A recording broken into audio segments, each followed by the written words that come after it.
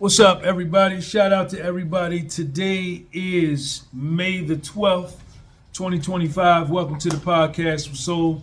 My name is Sean G. Sean Gumby.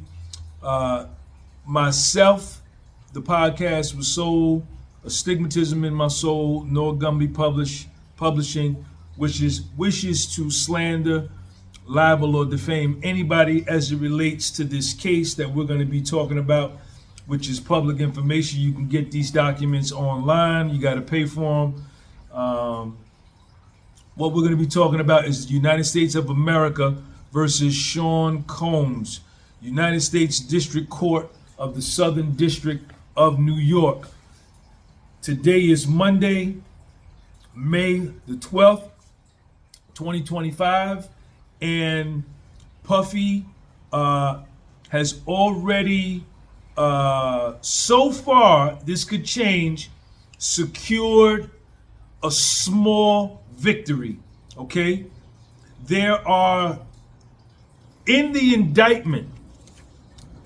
indictment, initially there were two victims.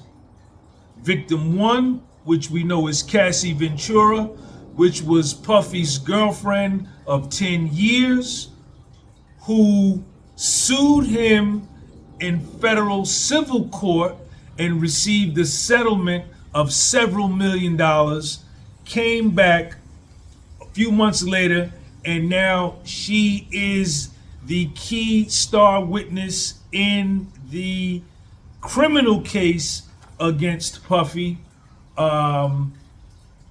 Cassie and Puffy were in a 10-year romantic relationship. She then started dating her personal trainer that Puffy set her up with.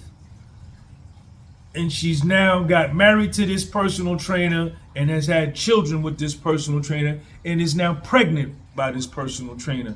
Cassie also tried to extort Puffy for $30 million with a tell-all book. Cassie got on the phone with her lawyer.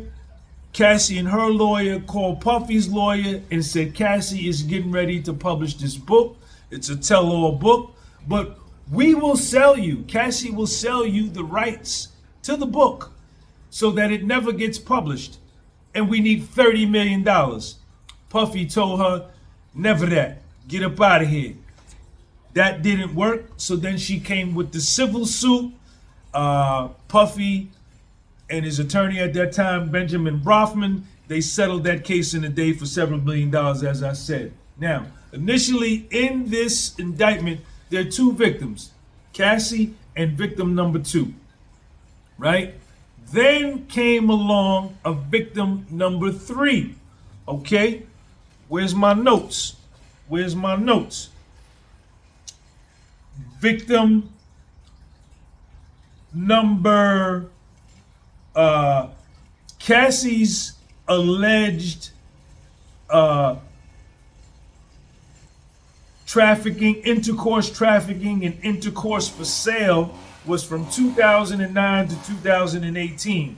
The second female victim with the intercourse trafficking and intercourse for sale was from 2021 to 2024, over a 3-year period. Then they came with another superseding indictment and introduced a victim number three. Now, this is the key. Victim number three is missing. She cannot be found. And this is a victory, small victory for Puff, because this could lead to a total out mistrial, whereas Puffy would just go home. It would be considered a mistrial, or it could be a postponement, meaning that they are gonna postpone the trial until they can locate and find victim number three.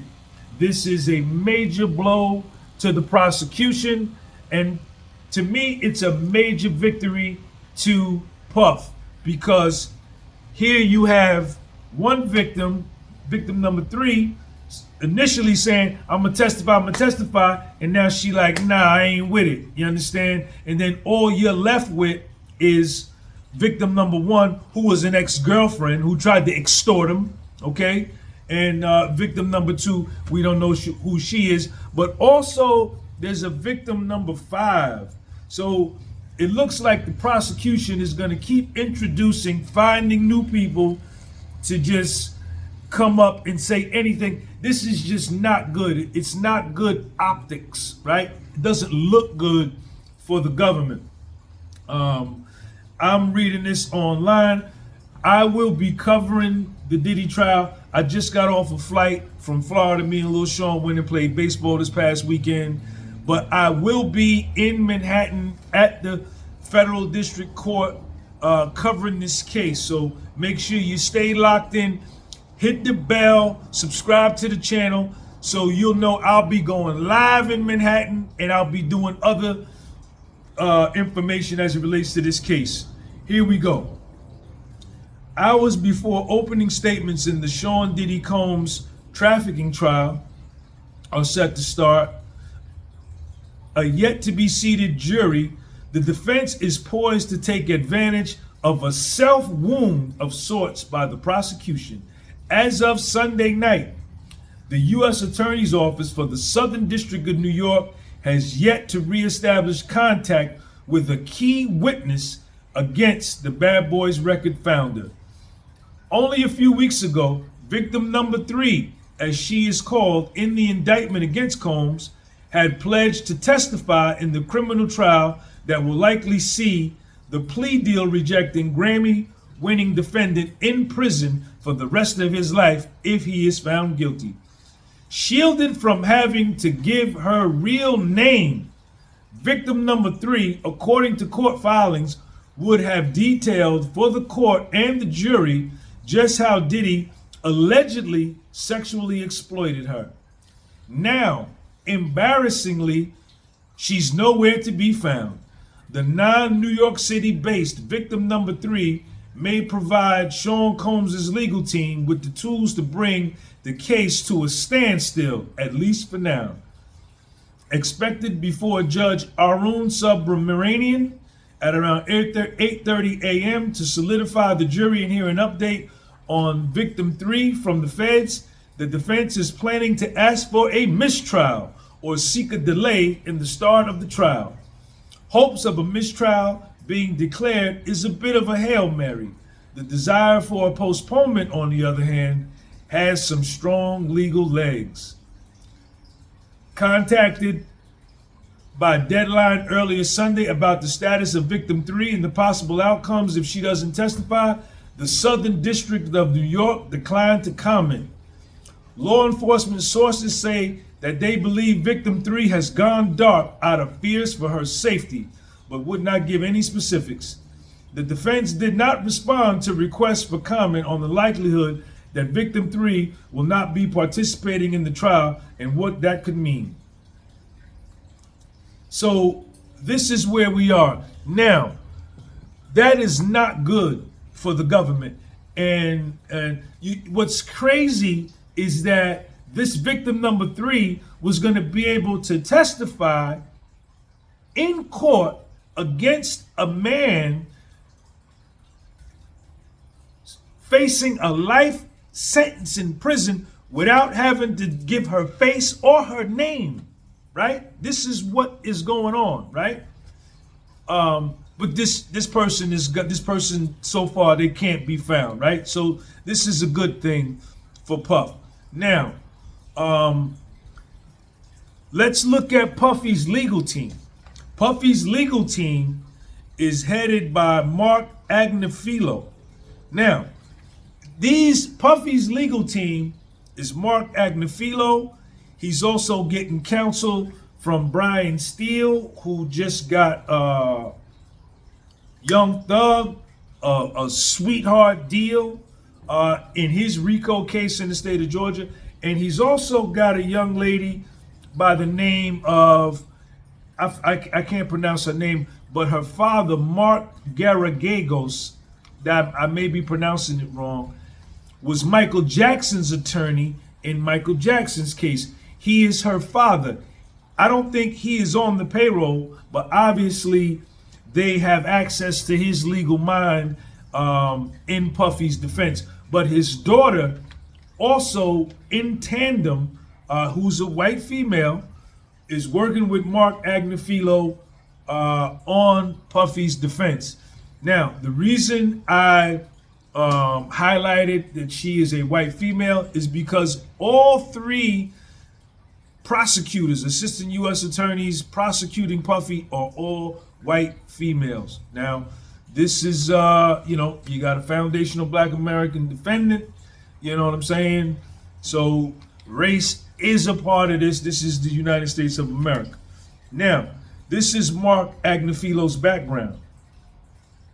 Mark Agnifilo has won acquittals in many of the most complex and difficult trials in America. In the last several years alone, he secured 3 complete acquittals in cases ranging from assault to international tax fraud to political corruption. Mark has tried more than 200 cases over his 30-year career and is routinely hired in federal and state court in complex cases.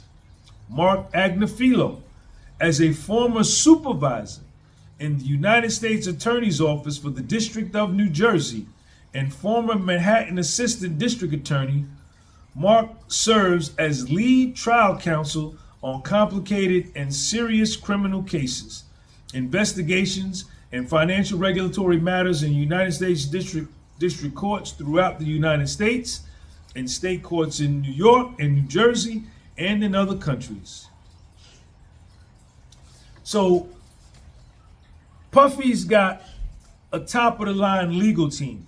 So here is Mark, who has been on the other side, the prosecution side of the government, prosecuting defendants working for the government. So he knows all the ins and outs of what these 3 female prosecutors can do to Puff, how they could do it, what they're gonna file, what they need to file. He knows it all because he's already done it. So now he is working for Puff in Puff's defense. So to me, so far, this trial has gotten off to a good start for Puffy. Let me qualify. I am not a proponent of domestic violence against women. I am not for beating women. I watched my mother be in a very abusive relationship growing up. I am not for that. I have never beat women. You understand? That's not my thing. But I am pro Puffy. You understand? I do not feel there is some domestic violence in this case, and from what they're saying, it's from both ends. Cassie Ventura assaulted him, and obviously he assaulted her, as we saw in the video. That being said, domestic violence and whatever kind of sexual experiences that he's into, right? Which I don't agree with. I am a straight man. I am a heterosexual man. I love women. But whatever he's into, domestic violence and whatever else he does, guns and drugs, if that's in fact in this case as it is, should not result in a life sentence or a 30-year sentence for a man.